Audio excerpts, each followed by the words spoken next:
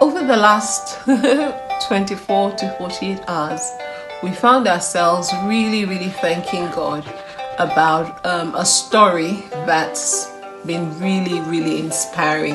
Yeah. So the story really, it's somebody else's story, but they don't mind us sharing it because they really want God to be glorified. Anyway, one of our friends, what happened was last year on a regular Saturday, the hubby was going to take one of their daughters to take some passport photograph, and anyway, just as they were on their way out, he basically slumped. And what happened was that he had cardiac arrest. Long and short of it, this story culminated in him being in hospital till December.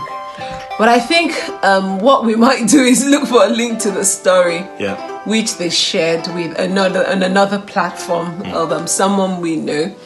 And I think they also attended a couples weekend away that we organized and shared the story there first. And it was really after the testimony was shared, it just brought so much hope and encouragement to all of us there as couples that, regardless of what we're going through or what we go through, God is still a God who answers prayers. Amazing couple. Mind-blowing testimony. It could have only been God. I agree. The guy was in a coma for months. Eventually, he came out. The doctors had said it was unlikely. Medical practice, all the precedents had indicated that the family should be preparing. But he's with us today. To the glory of God, getting stronger, sharing his testimony, and it's inspiring so many people. So we thought, how does that inspire us as we think about relationships, as we think about marriage, and as we think about purpose and destiny? And the first thing that jumped into our minds was the fact that it's important to just be committed to each other in the face of all kinds of odds. God can do all things, but he will do it through us. So being committed to each other in the face of the odds, trusting God, but being committed to each other is something that I really took away as I listened to their testimony. We're part of the journey, but as we were in the couples weekend, we were listening to their testimony. I really took that away. It's so important that we're so committed to each other on this journey of life. And I think also just listening to the wife sharing a testimony, and also from bits that we knew about, I think their marriage just demonstrates what commitment means. This was a really, when we do our vows, we say for better, for worse. This was a really for worse moment. But for God, and God gave her so much courage, and she's just a regular person like any of us. So commitment. Also that whole idea about when defeat looks imminent, trusting God. There are two scripts. Kemi, I like where Kemi usually says when she's talking about, she's talking about parenting, and says, are you going to parent driven by fear or parent driven by love? The word of God is love. God is love. So are you going to influence your child thinking about what God says? Or are you going to influence your child thinking about the fears that you are having, which are based on what you see?